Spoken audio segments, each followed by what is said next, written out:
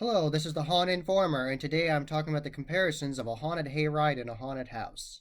So, a haunted hayride can be set up multiple ways, and you can actually sit on hay bales, or it can be loose straw. Either way, they can do that both ways.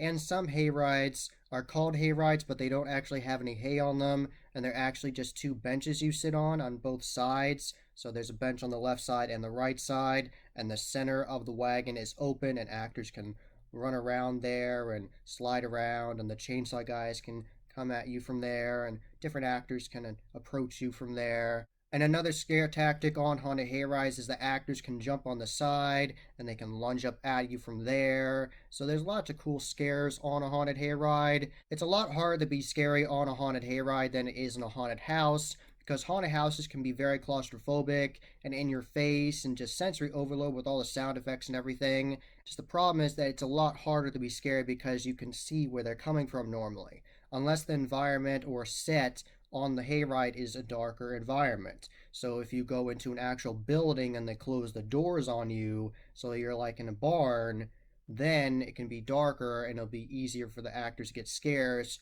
because you won't see them running from an area. So on a haunted hayride, you can encounter a cemetery, and in the cemetery there could be zombies, and you would be able to see them running out of the mausoleums and jumping on the hayride at you. And that wouldn't be as scary as it would be if you're going through a haunted house with mausoleums and you didn't know which ones they were going to come out of, and then all of a sudden they appear and they startle you with a startle scare. So it's different.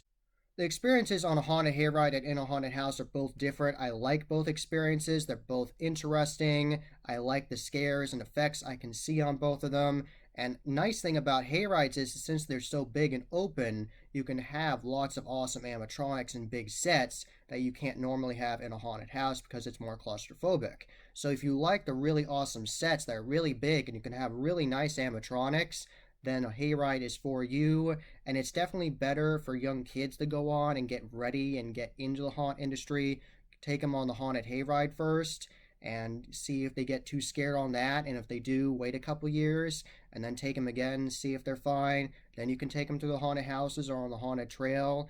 Going on a haunted hayride is a good starter for people, but it's definitely a cool scare tactic that you can't do in a haunted house is you are trapped on that hayride and the actors can get on and they can lunge at you and they can be right there in your face and be whispering in your ear and you cannot get away. And that is something that is a major difference between a hayride and a haunted house. Other effects you can experience on a hayride versus a haunted house is you can have effects that actually fall on the wagon. So you can have a giant claustrophobia bag that falls on the entire wagon and it's pushing on you and it's dark and you don't know what's happening, and then the actors can appear and they're under the claustrophobia bag and they're scaring you. That's different than a haunted house. A haunted house, the claustrophobia bags, you have to push your way through it, and that's still really cool, but it's different.